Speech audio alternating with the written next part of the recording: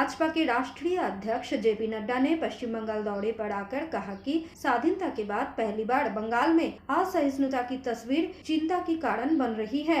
आपको बता दें कि चुनाव के नतीजों के बाद बंगाल में हिंसा की घटना बढ़ रही है। उन्होंने और भी कहा कि हम इसका डटकर मुकाबला करेंगे।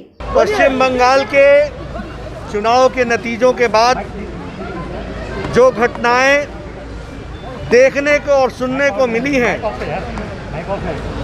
वो हमें हतप्रभ करती हैं, चिंता में डालती हैं, क्योंकि शायद ऐसी घटनाएं भारत के विभाजन के समय मैंने सुना था, लेकिन उस आज़ाद भारत में अब चुनाव के नतीजों के पश्चात इतनी असहिष्णुता, इनटॉलरेंस हमने आज दिन तक नहीं देखा है।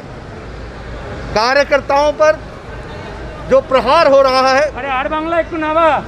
उसको व्यक्तिगत रूप से देखने के लिए और उन कार्यकर्ताओं के साथ इस विपत्ति काल में खड़े होकर के प्रजातांत्रिक तरीके से इस लड़ाई को लड़ने के लिए भारतीय जनता पार्टी कृत संकल्प है। आज मैं व्यक्तिगत रूप में देखने आया हूं।